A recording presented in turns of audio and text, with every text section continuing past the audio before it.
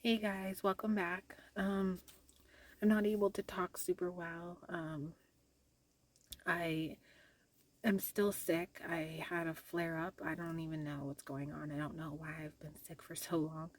Um, and I actually started to lose my voice on Tuesday night, and then I could barely talk at all yesterday. That's why I was unable to make a video yesterday. And today I'm able to talk for the most part. So I thought, I have to power through. I can't um, I promised myself that I was going to be more disciplined with reading the Bible and following through with things, even when my routines gets messed up or, I'm sick, but, um, like I said, I don't know what's going on. I don't know why I lost my voice and, um, I just have a headache and my lungs hurt and I don't know. But anyways, I can talk enough to make a video today and read the Bible and pray. So, and even though I wasn't able to talk that well last night, I was able to kind of whisper. So I still prayed yesterday. Um, so, and also too, if you can't pray out loud, you can pray in your mind. I mean, God can hear your thoughts, your heart, everything. You know what I mean? So you don't always have to talk out loud to pray. Sometimes throughout the day when I find myself feeling thankful for something, food, the sky, the weather, nature, my daughter, I don't know, who knows, whatever I'm feeling thankful for at that moment, I sometimes pray to myself in my head and thank God, and I just think it in my mind. So, and I know God hears me. But anyways, so I'm gonna stop talking because it hurts a little bit to talk, but let's get started with today's chapters. Then David said to all the assembly, "Now bless the Lord your God." So all the assembly blessed the Lord God of their fathers, and bowed their heads and prostrated themselves before the Lord and the king. And they made sacrifices to the Lord, and offered burnt offerings to the Lord on the next day, 1,000 bulls, 1,000 rams, 1,000 lambs, with their drink offerings, and sacrifices in abundance for all Israel.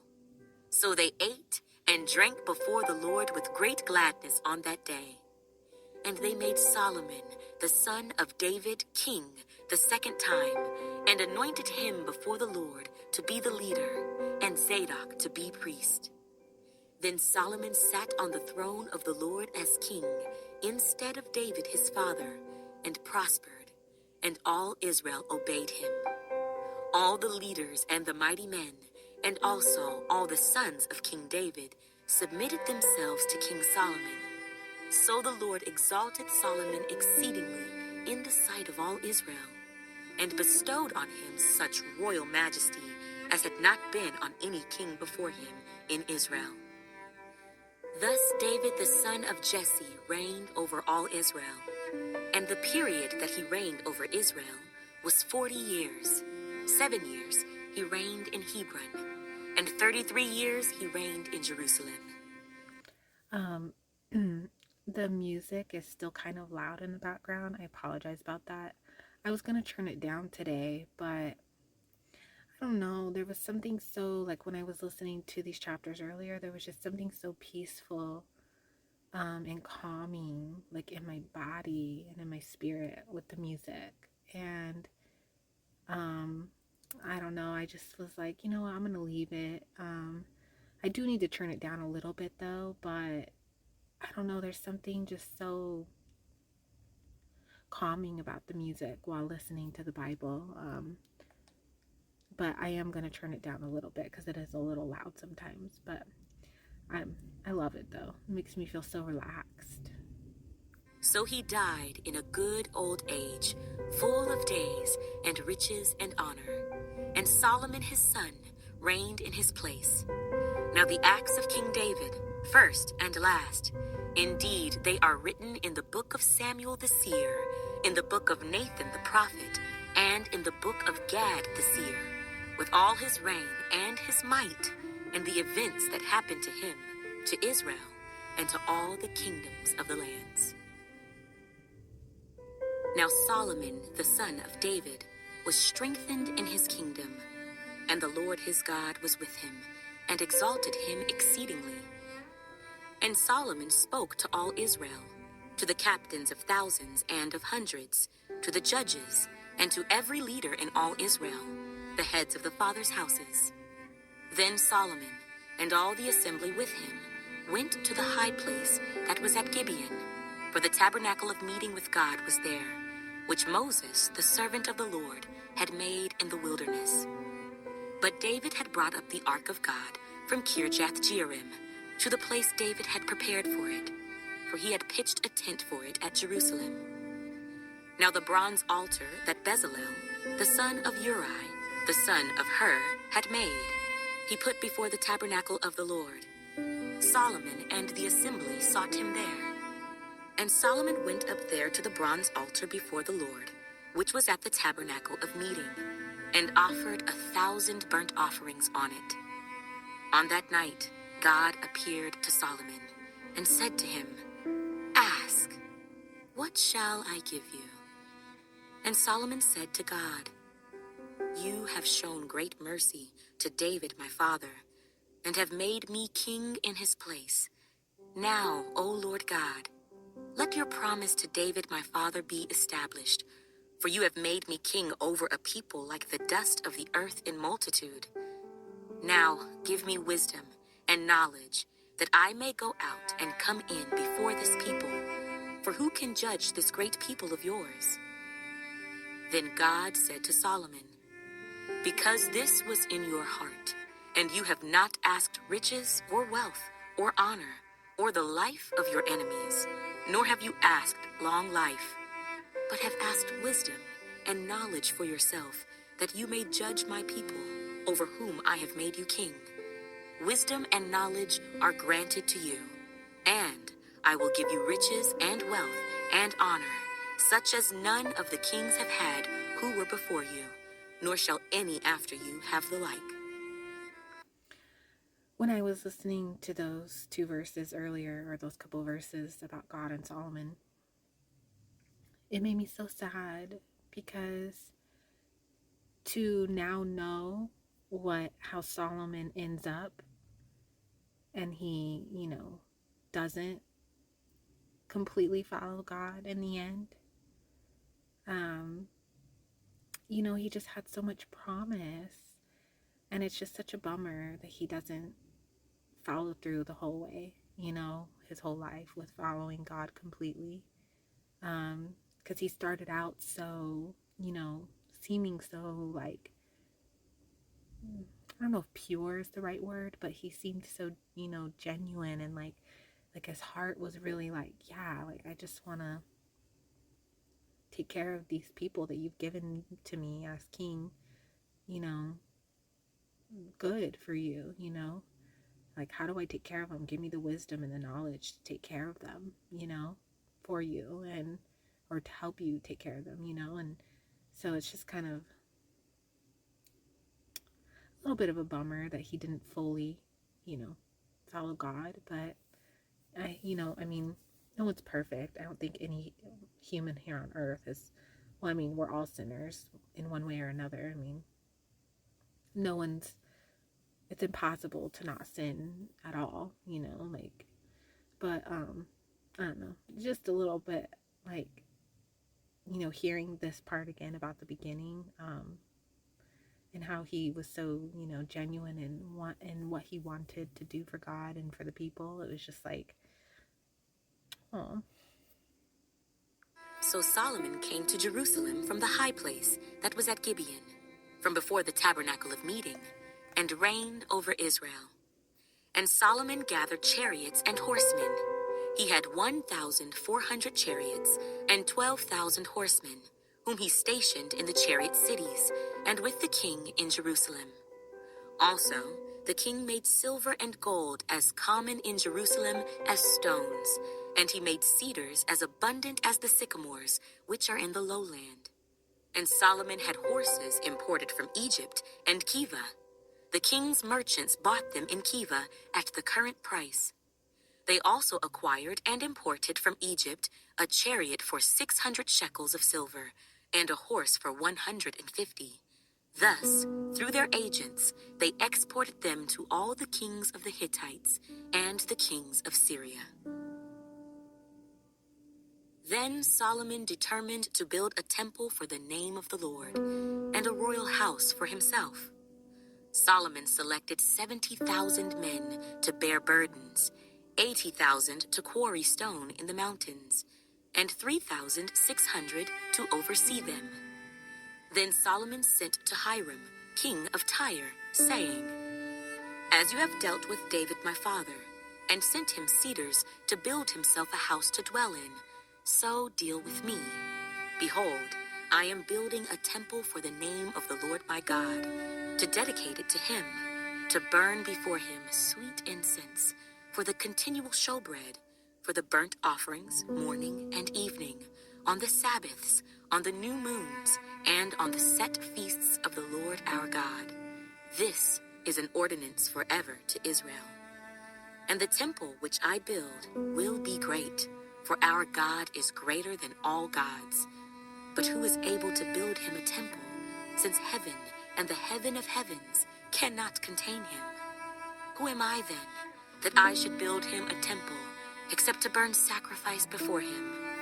Therefore, send me at once a man skillful to work in gold and silver, in bronze and iron, in purple and crimson and blue, who has skill to engrave with the skillful men who are with me in Judah and Jerusalem, whom David my father provided. Also, send me cedar and cypress and algum logs from Lebanon, for I know that your servants have skill to cut timber in Lebanon. And indeed, my servants will be with your servants, to prepare timber for me in abundance. For the temple which I am about to build shall be great and wonderful. And indeed, I will give to your servants, the woodsmen who cut timber, 20,000 cores of ground wheat, 20,000 cores of barley, 20,000 baths of wine, and 20,000 baths of oil." Then Hiram, king of Tyre, answered in writing, which he sent to Solomon, "Because the Lord loves his people, he has made you king over them." Hiram also said, "Blessed be the Lord God of Israel, who made heaven and earth, for he has given King David a wise son, endowed with prudence and understanding, who will build a temple for the Lord and a royal house for himself.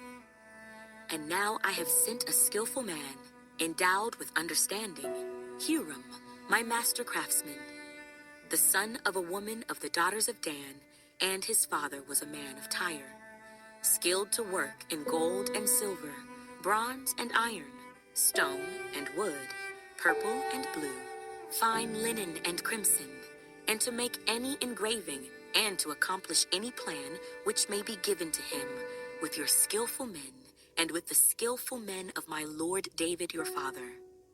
Now therefore, the wheat, the barley, the oil, and the wine which my lord has spoken of, let him send to his servants. And we will cut wood from Lebanon, as much as you need. We will bring it to you in rafts by sea to Joppa, and you will carry it up to Jerusalem."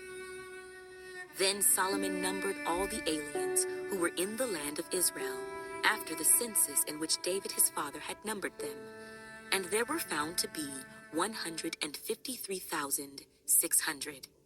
And he made 70,000 of them bearers of burdens, 80,000 stonecutters in the mountain, and 3,600 overseers to make the people work. Now Solomon began to build the house of the Lord at Jerusalem, on Mount Moriah, where the Lord had appeared to his father David, at the place that David had prepared on the threshing floor of Ornan the Jebusite. And he began to build on the 2nd day of the 2nd month, in the 4th year of his reign. This is the foundation which Solomon laid for building the house of God. The length was 60 cubits, by cubits according to the former measure, and the width 20 cubits. And the vestibule that was in front of the sanctuary was 20 cubits long across the width of the house, and the height was 120. He overlaid the inside with pure gold. The larger room he paneled with cypress, which he overlaid with fine gold, and he carved palm trees and chainwork on it. And he decorated the house with precious stones for beauty, and the gold was gold from Parvaim. He also overlaid the house, the beams and doorposts, its walls and doors, with gold, and he carved cherubim on the walls. And he made the most holy place. Its length was according to the width of the house, 20 cubits, and its width 20 cubits. He overlaid it with 600 talents of fine gold. The weight of the nails was 50 shekels of gold, and he overlaid the upper area with gold. In the most holy place, he made 2 cherubim, fashioned by carving, and overlaid them with gold. The wings of the cherubim were 20 cubits in overall length. One wing of the one cherub was 5 cubits, touching the wall of the room, and the other wing was 5 cubits, touching the wing of the other cherub. One wing of the other cherub was 5 cubits, touching the wall of the room. And the other wing also was 5 cubits, touching the wing of the other cherub. The wings of these cherubim spanned 20 cubits over all. They stood on their feet, and they faced inward. And he made the veil of blue, purple, crimson, and fine linen, and wove cherubim into it. Also he made in front of the temple 2 pillars, 35 cubits high, and the capital that was on the top of each of them was 5 cubits. He made wreaths of chainwork, as in the inner sanctuary, and put them on top of the pillars. And he made 100 pomegranates, and put them on the wreaths of chainwork. Then he set up the pillars before the temple, one on the right hand and the other on the left. He called the name of the one on the right hand Jachin, and the name of the one on the left Boaz. Moreover, he made a bronze altar. 20 cubits was its length, 20 cubits its width, and 10 cubits its height. Then he made the sea of cast bronze, 10 cubits from one brim to the other. It was completely round. Its height was 5 cubits, and a line of 30 cubits measured its circumference. And under it was the likeness of oxen encircling it all around, 10 to a cubit, all the way around the sea. The oxen were cast in 2 rows when it was cast. It stood on 12 oxen, 3 looking toward the north, 3 looking toward the west, 3 looking toward the south, and 3 looking toward the east. The sea was set upon them, and all their back parts pointed inward. It was a handbreadth thick, and its brim was shaped like the brim of a cup, like a lily blossom. It contained 3,000 baths. He also made 10 lavers, and put 5 on the right side and 5 on the left, to wash in them. Such things as they offered for the burnt offering, they would wash in them, but the sea was for the priests to wash in. And he made 10 lampstands of gold according to their design, and set them in the temple, 5 on the right side and 5 on the left. He also made 10 tables, and placed them in the temple, 5 on the right side and 5 on the left, and he made 100 bowls of gold. Furthermore, he made the court of the priests, and the great court and doors for the court, and he overlaid these doors with bronze. He set the sea on the right side, toward the southeast. Okay, guys, there we have it. And I don't know if you guys noticed, but we actually are now into 2nd Chronicles. For some reason, I thought that these would be longer books, but I don't know.